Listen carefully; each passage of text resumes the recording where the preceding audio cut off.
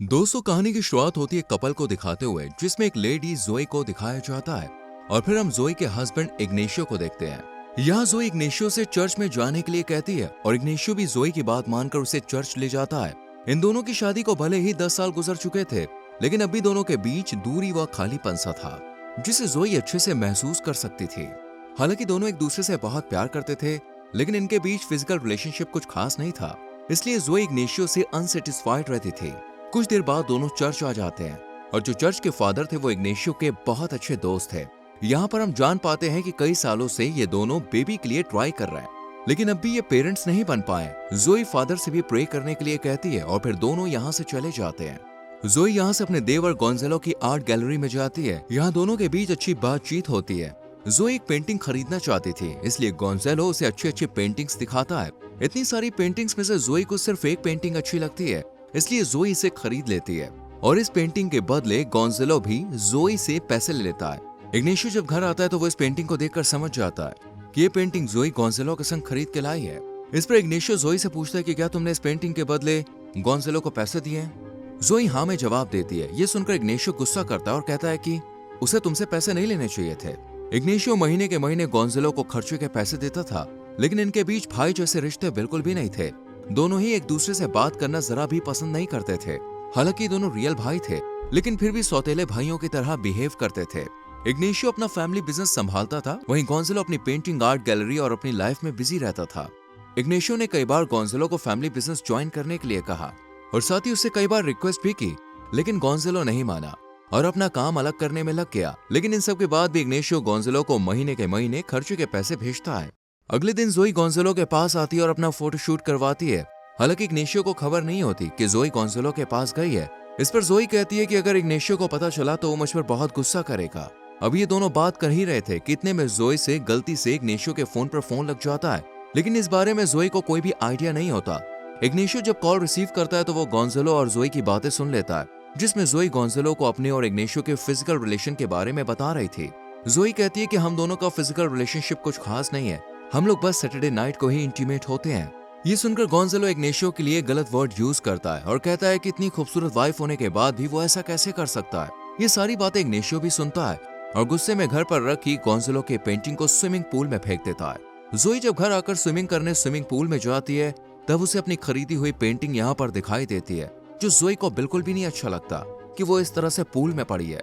अगले दिन जोई गोंजालो से फिर से मिलती है और इस पेंटिंग के बारे में बताती है। इस पर गोंजालो कहता है कि इग्नेशियो मुझसे जेलस फील करता है, मेरी एक्साइटमेंट से भरी लाइफ ऐशो आराम से वो जलन रखता है, इसलिए उसने मेरी बनाई हुई पेंटिंग पानी में फेंक दी। जोई भी गोंजालो की बात सुनती रहती है। जोई जब घर जाने को कहती है तो गोंजालो उसे मना कर देता है और कहता है कि क्यों ना आज रात तुम यहीं पर रुक जाओ। जोई भी इसकी बात मान लेती है और बेड पर सो जाती है और सुबह जब जोई की आंख खुलती है तो वो अपने पास ही बेड पर गोंजालो को सोता हुआ देखती है, जो इसे काफी अजीब लगता है। इसलिए जोई बिना गोंजालो को बताए उसे ऐसे ही सोता हुआ छोड़कर अपने घर वापस चली जाती है। घर आकर जोई इग्नेशियो से बात करती है और उस पेंटिंग के बारे में पूछती है कि आखिर तुमने उस पेंटिंग को पानी में क्यों फेंका। इस पर इग्नेशियो कहता है कि गोंजालो ने तुमसे इस पेंटिंग के लिए पैसे लिए थे, जो कि मुझे अच्छा नहीं लगा, इसलिए मैंने गुस्से में उसे खराब कर दिया। हालांकि जोई इस बात से अनजान होती है कि इग्नेशियो ने कॉल पर सारी बातें सुन ली थी, इसलिए उसने गुस्से में पेंटिंग फेंकी। इधर हम गोंजालो को देखते हैं, जिसकी गर्लफ्रेंड उससे शादी के बारे में पूछती है, जिस पर गोंजालो कहता है कि देखो मैं तुमसे शादी नहीं करूंगा, तुम सिर्फ मेरा टाइम पास हो। इस पर यह लड़की गुस्सा होकर चली जाती है और हम समझ पाते हैं कि गोंजालो के लिए लड़कियां सिर्फ टाइम पास है। इसके बाद गोंजालो जोई को कॉल करता है और शाम को उसे अपने घर आने के लिए इनवाइट करता है। जोई भी गोंजालो से मिलने आ जाती है। यहाँ गोंजालो जोई के सामने अपनी फीलिंग्स रखता है और कहता है कि काश आप मेरी भाभी नहीं गर्लफ्रेंड होती।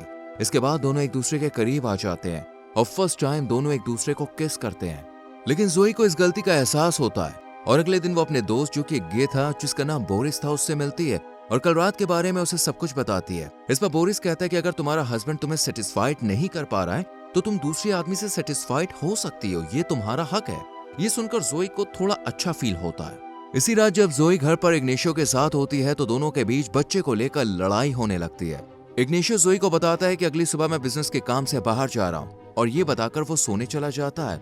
अगले दिन जब इग्नेशियो बिजनेस ट्रिप पर जाता है तो जोई गोंजालो को कॉल करके उसे डिनर पर इनवाइट करती है और जोई अपनी मेड को भी छुट्टी दे देती है ताकि ये दोनों कुछ टाइम अकेले गुजार सके। शाम को गोंजालो जोई के घर आ जाता है और यहाँ गोंजालो जोई के क्लोज आने की कोशिश करता है, लेकिन जोई गोंजालो से दूरी बनाए रखती है और इसी बीच इग्नेशियो जोई को कॉल करता है और कल रात के लिए उसे सॉरी बोलता है। जोई भी सब लड़ाई झगड़ा भूल जाती है। यहाँ दूसरी तरफ जोई और गोंजालो एक दूसरे से अच्छे से बात करते हैं और जोई से आज रात यहीं ठहरने के लिए कहती है। गोंजालो भी जोई की बात मानकर आज रात यहीं पे रुक जाता है। जब जोई सो रही होती है तो गोंजालो उसके साथ इंटीमेट होने की कोशिश करता है, लेकिन जोई उसे रोक देती है। ये देखकर गोंजालो गुस्से में यहाँ से जाने लगता है, लेकिन जोई उसे रोक लेती है और दोनों इंटीमेट हो जाते हैं। रात को गोंजालो इग्नेशियो के स्विमिंग पूल में टॉयलेट कर देता है, जिससे हम गोंजालो की इग्नेशियो के लिए नफरत को देख पाते हैं। और गोंजालो जो जोई के साथ इंटीमेट हुआ उसका भी एक बड़ा रीजन था। जोई अगले दिन बोरिस से मिलती है और उसे जो कुछ भी हुआ सब कुछ बताती है। बोरिस कहता है कि गोंजालो इतना हैंडसम है कि कोई भी लड़की उससे प्यार करने पर मजबूर हो ही जाती है। जोई जब योगा क्लास में होती है तब गोंजालो इसे कॉल करता है और एक होटल रूम में आने के लिए कहता है। जोई भी वहां पे पहुंच जाती है और दोनों फिर से इंटीमेट होते हैं और ये सिलसिला ऐसे ही चलता रहता है। एक रात जोई इग्नेशियो के करीब जाती है ताकि दोनों इंटीमेट हो सके, लेकिन इग्नेशियो जोई को मना कर देता है क्योंकि वो सिर्फ सैटरडे को ही इंटीमेट होता था और आज फ्राइडे था, इसलिए जोई और इग्नेशियो दोनों सो जाते हैं। लेकिन अब आधी रात को जोई की आंख खुलती है तो वो देखती है कि इग्नेशियो मास्टरबेट करके खुद को सेटिस्फाइड कर रहा था। अब सैटरडे भी लग चुका था, इसलिए इग्नेशियो जोई के साथ इंटीमेट हो जाता है। इसी सुबह इग्नेशियो और जोई गोंजालो उसकी माँ के साथ नाश्ता करते हैं। गोंजालो भी जोई को किचन में देख उसके पास आ जाता है और उसके साथ रोमांस करने लगता है, लेकिन तभी यहाँ पर इनकी मेड आ जाती है जिसे देखकर ये दोनों अलग हो जाते हैं। जोई जब गोंजालो के साथ इंटीमेट हो रही होती है तभी जोई कहती है कि इग्नेशियो मेरे साथ फिजिकल होने में कोई इंटरेस्ट नहीं दिखाता है। इस पर गोंजालो कहता है कि हो सकता है कि वो गे हो, इसलिए वो लड़कियों से ज्यादा लड़कों में दिलचस्पी रखता हो। गोंजालो की ये बात जोई के दिमाग में बैठ जाती है और वो इस बात को बोरिस के साथ भी डिस्कस करती है, जिस पर बोरिस कहता है कि ऐसा नहीं हो सकता, इग्नेशियो तो अच्छा खासा दिखता है। अपना कंफ्यूजन दूर करने के लिए जोई खुद ही इग्नेशियो से पूछ लेती है, क्या तुम गे हो? ये सुनकर इग्नेशियो बहुत गुस्सा करता है और खुद को गे मानने से मना कर देता है। लेकिन अब भी जोई को कहीं ना कहीं इग्नेशियो पर डाउट था, इसलिए वो एक लेटर लिखती है कि मैं अब तुम्हारे साथ नहीं रह सकती। और अगली सुबह जोई इस घर को छोड़कर चली जाती है। इग्नेशियो को इस सब की वजह गोंजालो लगता है, इसलिए वो उसके पास जाकर गुस्सा करने लगता है और यहाँ पर हमें पता चलता है कि क्यों दोनों भाइयों के बीच इतनी नफरत है।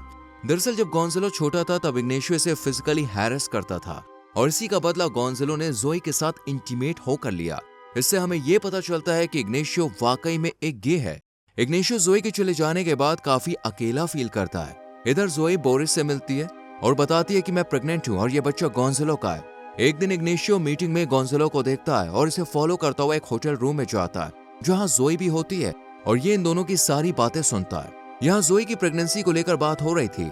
जोई जब गोंजालो को अपनी प्रेगनेंसी के बारे में बताती है तो गोंजालो अबॉर्शन कराने के लिए कहता है, लेकिन जब जोई मना करती है तो गोंजालो इसे धमकाते हुए कहता है कि अगर तुमने अबॉर्शन नहीं कराया तो मैं तुम्हें छोड़कर चला जाऊंगा, और ये कहकर वो वहां से चला जाता है। जोई भी अबॉर्शन के बारे में सोचने लगती है और अपने डॉक्टर से भी इस बारे में डिस्कस करती है।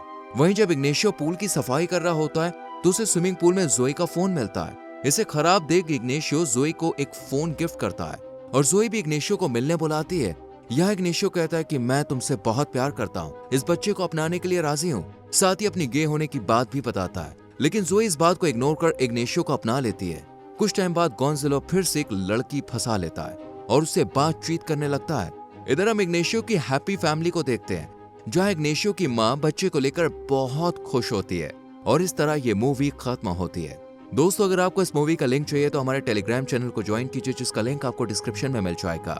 हमारी इस वीडियो को लाइक और शेयर करके हमारे इस चैनल को सब्सक्राइब करें और बेल आइकॉन प्रेस करें। मिलते हैं आपसे अगली वीडियो में। Till then, bye bye, take care.